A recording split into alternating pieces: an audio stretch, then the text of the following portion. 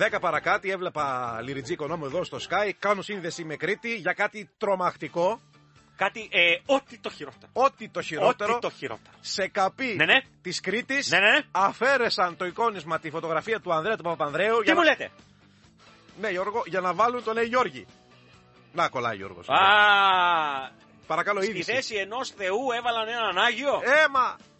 Γεια σας, καλημέρα σας από το καπί του Πόρου στην Κρήτη. Εδώ λοιπόν, στο Ηράκλειο εννοώ, εδώ προέκυψε το ζήτημα που αναφέρατε μόλις. Ναι. Κατέβηκαν οι φωτογραφίες του Ανδρέα Παπανδρέου από όλα τα καπί. Κατέβηκε η εικόνα. Έσχος. Η απόφαση είναι της Αντιδημάρχου Ηρακλείου. Τι να πω, Από καθήλωση υπόθηκε. Να πω ντροπή, να πω έσχος. Να πω τα ιερά και τα όσια που πάμε. Πώς το λένε, τσαμτσίκα μου, τα παιδιά μας που θα μεγαλώσουν. Έτσι, να πω καταλαβαίνετε τι σημαίνει η εξέλιξη αυτή. Να πω πού είναι ο Ανδρέας να φάει ο κόσμος κρέας.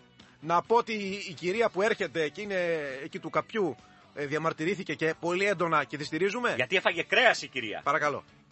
Η φωτογραφία κατέβηκε. Στενοχωρηθήκατε καταρχάς. Να τα πάρουμε ένα. Η φωτογραφία κατέβηκε, στενοχωρηθήκαμε. Το θέμα μας όμως δεν είναι πολιτικό. Εμείς είχαμε συνηθίσει να βλέπουμε αυτή τη φωτογραφία και αυτόν τον άνθρωπο που εκείνος ήταν που άνοιξε τα καπί.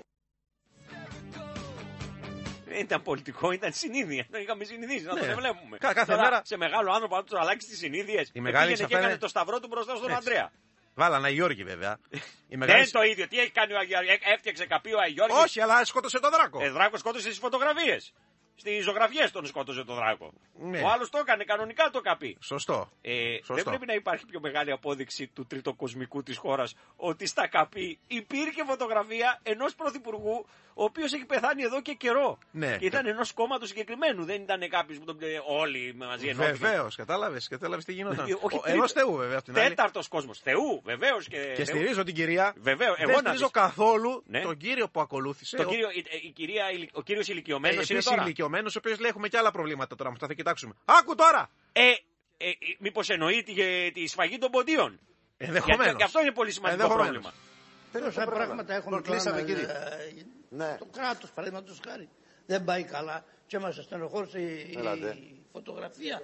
Δηλαδή η φωτογραφία μας έδειξε αυτή τη στιγμή. Ο κύριος δεν είχε φάει κρέας. Εγώ τα ιερά και τα όσοι είναι εθνομηδενιστής. Έτσι. Μπερδεύτηκα.